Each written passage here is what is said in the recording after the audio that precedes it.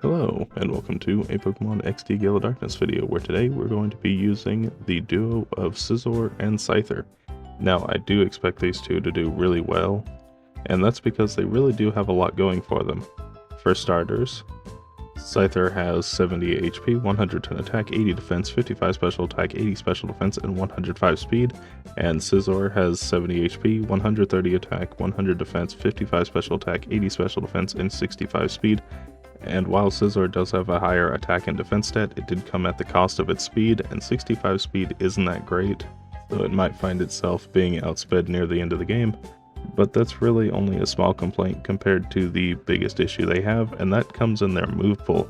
They really only get normal and wing attack and metal claw as their type coverage. And because their special attack stat is so low, Pursuit's only really a niche option for very specific Pokemon. So I think this might come down to hidden power luck in order to get us through some of the harder battles in the game. But for now, let's go ahead and move on to our Scyther in particular, which has a relaxed nature, raising its defense but lowering its speed, which is honestly fine. I think with 105 base speed we should be outspeeding just about everything in the game.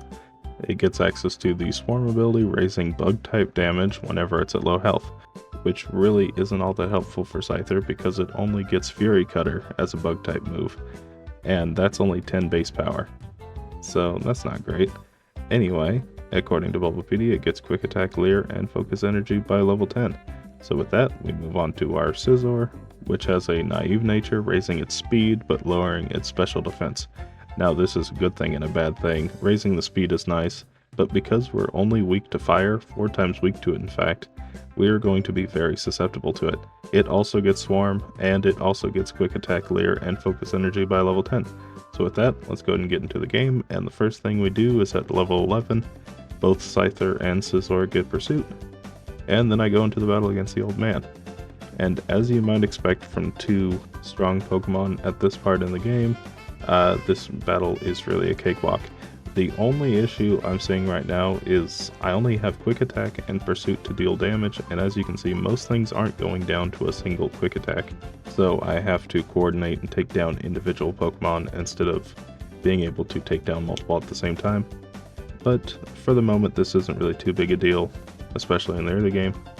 And we beat the old man, and we move on to the Power Rangers. I decided to choose Green because I have a great type matchup into it, and I guess I'll go ahead and begin the rambling. So the first thing I just want to get out of the way now is that I like Scyther, but I just can't get over the Halloween dinosaur costume feet it's got. I really think it's just the thin legs that are causing that issue. If they had just bulked them up a little bit, it wouldn't have looked so weird. But that's just me. Anyway, end of rant. If you are enjoying this video so far, consider liking, and if you have any Pokemon suggestions, please put them down below. Now, there has been a want for longer videos, which this one clearly is not, and I think I'm going to aim to get one done next week, because with Easter coming up, I'm kind of debating on whether or not I want to upload the video on Easter itself and either skip the Friday or Tuesday upload, or try to do all 3 like a madman, which I probably will end up doing just because I know how I am. So it'll probably be another couple videos before there's a real long one, so be excited for that. Anyway, we're just about done with the Green Trainer now, and we move on to this Carvana who's holding the Black Glasses item. The reason I'm picking it up is because I want to raise the damage of Pursuit to be at least kind of usable. And then I go into the battle against Labrina. She leads with a Love Disc and a Beautifly. I go for Quick Attack into the Beautifly to try to take it down immediately, but it only takes it down to yellow, and it hits a Gust, doing quite a bit of damage to Scyther. I go for Quick Attack with Scizor to guarantee the KO, and then use Pursuit with Scyther just so I was slower. That way I wasn't just doubling into it, and I was actually getting damage on Roselia. To take it down with a couple of Quick Attacks? Not quite. Okay, well, it gets off a Leech Seed on Scizor, and because I don't want it to pass on the Leech Seed to her final Pokemon, I'm going to take down the Love Disc now, which unfortunately also doesn't go down to 2 Quick Attacks, but 1 more Quick Attack should finish the job. And I definitely messed up the order there. Now Roselia goes down. I decide not to learn Agility, but now the Shadow Delcatty comes out, and because Roselia went down first, the Leech Seed was successfully transferred. So unfortunately now it's healing. I go for quick attack, not really doing that much damage. Cute Charm activates, causing me to be infatuated, so now it's a 50-50 on whether or not I attack. Quick attack gets through, and another quick attack. Scyther goes down. Leech Seed takes me down to 3, but one last quick attack finishes off Lavrita. Okay, that was very close for no reason. Now, of course, you can't have a Pokemon XD Gale of Darkness video without the obligatory Mirror Bee. How you doing today, Mirror Bee? Well, it's always good to see you. At level 26, Scizor gets Metal Claw, which I teach over Focus Energy. And then I go to the Realgam Tower to go pick up my 2 favorite TMs, Hidden Power and Protect. And if I can get some decent Hidden Power types, I think that this can definitely sway the game to be a lot easier for them. So, what did they get? Scyther got Hidden Power Ice. Now, unfortunately, Scyther's special attack is incredibly low, but it's at least kind of usable. Scizor got Hidden Power Steel, but at 53 base power, so it's slightly stronger than Metal Claw. Anyway, at level 26, Scyther gets Wing Attack, which I teach over Focus Energy. And because Scyther got Hidden Power Ice, I decide to catch the Swinub for the Never Melt Ice item to raise that Ice type damage by a tad. And then I go into the battle against Snaddle. He leads with a Lantern and a Quagsire. Now both these Pokemon are very dangerous because Quagsire has 4 times effective Rock Tomb, which right there did a ton of damage to Scyther, and Lantern has Shockwave, which does super effective damage to Scyther as well. So I need to get rid of one of them. I decide Quagsire is the bigger threat because of the 4 times damage. Then out comes Lunatone. Now I am a little afraid of this because I'm not sure if I can take it down in a single hit. But Hidden Power Steel does the job, and at level 31 I get Slash, which I teach over Quick Attack. And then out comes Cast Form. Shockwave, not really doing that much damage. Hidden Power takes Cast Form down to yellow. Water Pulse doesn't confuse, but now I'm down to 14 HP. Hidden Power does finish off the Cast Form, but we only catch a glimpse of his final Pokemon before going down. And at level 31, Scyther also learns Slash. I decide to go to Mount Battle to do a little bit of training, and then I come back now on the 3rd attempt, go for Slash, which I need a crit here to take down the Quagsire immediately, which I do get luckily, but it does have a higher crit chance. Unfortunately, Lantern didn't like the look of that and decided to get a crit right back. Hidden Power takes down the Lunatone immediately, then out comes Cast Form. Another Shockwave takes Scyther down to 6 HP. And I need to get rid of the Lantern, so I go for Wing Attack into Cast Form and Slash to finish off the Lantern. Then out comes his final Pokemon, which is Matang, and Scyther holds on because of the Focus Band item, giving it a 10% chance to survive on 1 HP. Cast Form goes down, and all that's left is the Matang, who finishes off Scyther with Thunder Punch. And my Hidden Powers aren't doing that much damage, but it's only another 2 hits before it'll go down. And, okay, an unfortunate paralysis, but it doesn't matter. Matang goes down, and we beat Snaddle. At level 36, Scizor gets Swords Dance, an incredibly powerful move that raises your attack by 2 stages, which I teach over Metal Claw, and Scyther gets the same, which I teach over Pursuit. I go into the battle against Gonzap. He leads with a Nuzleaf and an Electrode. I go for Slash right away, and Hidden Power to try to do as much damage as I can to Electrode. However, Hidden Power definitely wouldn't have been the right choice anyway, because it's not very effective. Anyway, Slash finishes off the Electrode, and because I'm paralyzed, I know I'm going to be slower, so I go for Wing Attack to hit the Vileplume, which I luckily do get through the paralysis and take it down in a single hit. Then out comes Whiscash, which is quite bulky, so I think both of us will need to attack it. Slash takes it down to half, Water Pulse doesn't do that much, and a Wing Attack finishes it off, and then out comes his final Pokemon, which is Skarmory. Now I do want to get rid of the Nuzleaf just because it is going to be a bit of a nuisance, but Skarmory finishes me off with an Aerial Ace. And I see that I didn't really do that much damage with Hidden Power, so I decide to go for Swords Dance and swap over to Slash. That way I can get lucky crits sometimes into the Skarmory, which will definitely speed up the battle. Yet despite its resistance, the one Swords Dance is actually making this incredibly easy, and after just a couple of slashes it goes down. Okay, well, nothing really happens, and eventually we end up at Gorgon. He leads with a Lairon and a Celio. I go for Wing Attack, taking Celio down to yellow, and a Hidden Power finishes off. Then out comes Slowking, and Lairon is just going for Earthquake, which is incredibly helpful because it means that I'll be able to take down his bulkier Pokemon a little easier. And hey, finally I learned Fury Cutter, which I don't learn because it's not that good a move. However, the animation for it is pretty cool. Anyway, I take down the Earthring with a crit wing attack, and then out comes Primeape, which takes a slash, taking it down to half. Iron Tail, which doesn't really do that much to Scyther, but does lower its defense. Wing attack finishes off Primeape, then out comes his final Pokemon, which is a Shadow Hypno. Slash takes it down to half, another Earthquake, taking Hypno down to red. Go for wing attack to finish off the Hypno, and because Lairon is so incredibly tanky, I need to Swords Dance in order to make the damage at least kind of okay. So I go for Slash, which, yeah, it does almost nothing, but Hidden Power actually takes it down in a single hit. Anyway, before we move on to the last area of the game, I teach Double Edge to Scizor over Pursuit, and they are doing incredibly well. But of course, they do need to be consistent through the last area of the game, because there have been many good Pokemon that just lose to the final area. So anyway, we move on to the battle against Lavrina. She leads with a Gardevoir and a Gorbis, and with the combined efforts of the two, we're able to take down Gardevoir immediately. And then out comes Roselia, which I can take down with a wing attack. Then out comes Shadow Farfetch. This thing is always a nuisance because it will confuse you. And Gorbis actually survives the Double Edge and gets off a Water Pulse, but luckily doesn't confuse. I take it down with a wing attack, and then out comes her final Pokemon, which is a Shadow Altaria. Double Edge takes down the Farfetch'd, and I do still have Hidden Power Ice, which doesn't even do half. Okay, well, Slash takes it down to red, and one more Hidden Power finishes it off. Okay, well, not too bad, but that does kind of worry me for later. Before we can get to the next battle though, we run into another Scyther. Hello, other Scyther. And this Scyther is unique, because it has both Morning Sun and Silverwind, which would be incredibly useful. Unfortunately, it's way too far in the game, and it's not worth trying to de-shadowfy it at this point.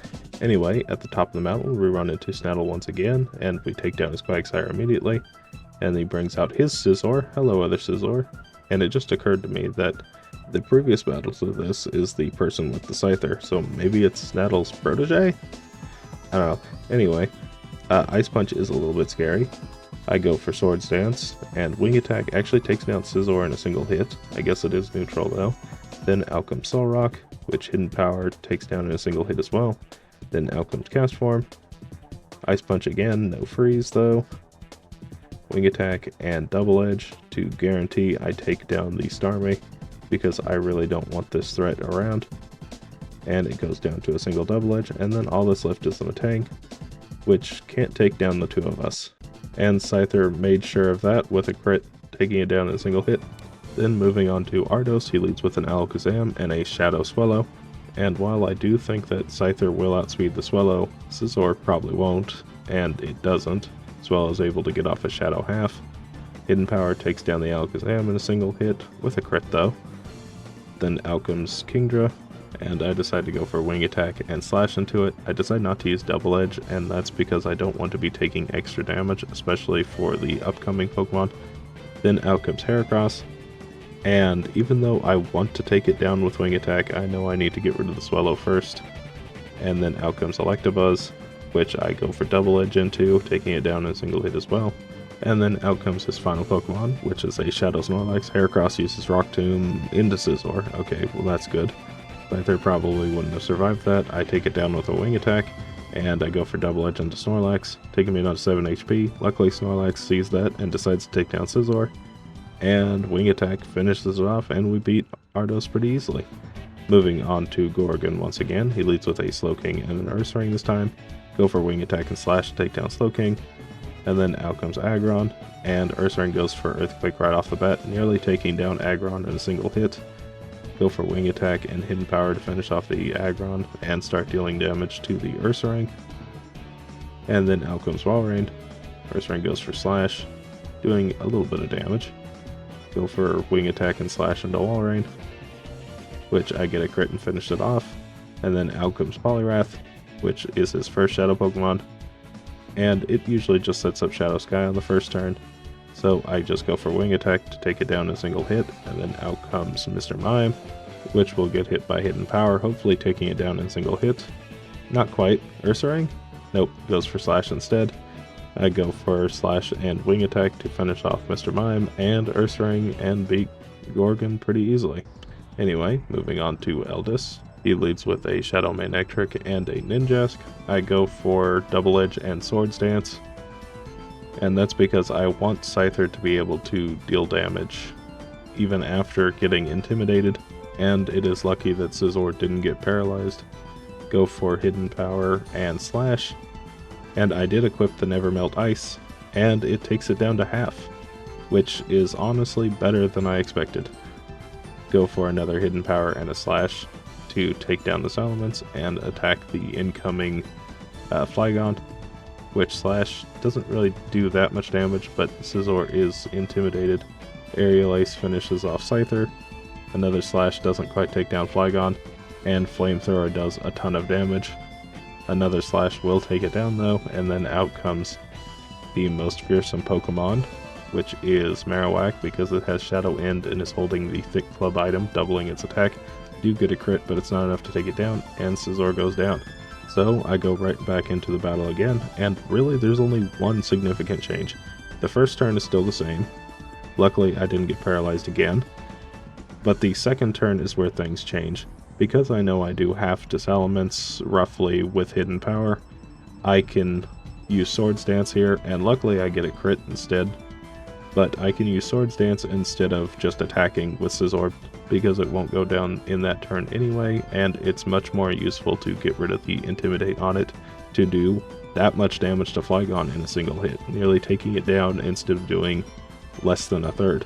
And with both at +1 attack, I'm able to take down the Ninjask in a single hit. Slash finishes off the Flygon, and that brings out Lapras. Now Lapras is very threatening, but not on the first turn because it always sets up Shadow Sky. Wing Attack's still not enough to take down Marowak, but a Slash finishes the job. Lapras, as I expected, set up Shadow Sky, and I go for Slash hoping for a crit, but I don't need it, and Lapras goes down. And before I get to the final boss, I need to get past the big box legendary, Shadow Lugia, and it just uses Shadow down. Okay, well I'm not really doing that much damage though. Double Edge doesn't quite take it down far enough for Wing Attack to finish it off. Lugia gets off a Shadow Blast, doing a lot to Scizor, and a Slash finishes it off, and I go into the battle against Greevil. He leads with a Shadow Moltres and Rhydon, and I'm able to take down the Moltres with the combined efforts of the two. But unfortunately it hits Shadow End, finishing off Scizor, so now I'm just checking for ranges. Wing Attack is so close to finishing off Executor in a single hit, but that might just be a bad range. So I go for another one to finish it off. Out comes Tauros, and Rhydon hit 3 Shadow Ends in a row. Okay, well that's a little unfortunate, but now on the third attempt, all I really need is a bit of Rhydon luck. I go for Wing Attack and Double Edge to take down the Moltres just as before, and then out comes Executor. And because both of these Pokemon are going to be using a 60% accurate move, I decide to use Swords Dance with both of my Pokemon, because chances are only one will actually hit, which in this case was Rhydon. And I go for Wing Attack to finish off Executor, and Hidden Power to take down the Rhydon. And then out comes Tauros, which isn't a threat right off the bat because it always wants to set up Shadow Sky and then use Shadow Hold. And then out comes Articuno, and I go for Wing Attack and Hidden Power into it, which takes it down in a single turn. Then out comes Zapdos, which unfortunately resists Wing Attack and Hidden Power Steal. So I go for Slash and Double Edge into it, and hopefully this is enough to finish it off and not paralyze us, which it doesn't paralyze, and we're able to take it down, and all that's left is the Tauros, who on this turn will attack, but is definitely not fast enough. So we outspeed and take it down with Slash and Double Edge. So with that, we beat the final boss and beat the game. So how well did these two bugs do? Well, they beat the game at a time of 8 hours, 27 minutes, and 26 seconds at level 58 and 59 respectively, and fainted 6 times throughout the game, which is incredibly low, only one of those being to a random trainer. So I think that Scizor and Scyther together are incredibly strong, but where do they actually place on the tier list? Well, they find themselves in the S tier, which is incredibly good, and in fact the first duo to make it that far. So congratulations to Scyther and Scizor, who really overcame their flaws and ended up being incredible. Now, I do think that Scyther could be even better if this were Gen 4, because then it would have Technician, which is objectively just a better ability than Swarm, considering they only have Fury Cutter. And I think the thing that really saved them was the fact that they get Swords Dance, because a lot of the fights that they had to go up against really didn't look like a good matchup for them, because they just only had normal flying and steel moves. However, Swords Dance really allowed them to deal that extra damage they needed to get past even things that completely walled them.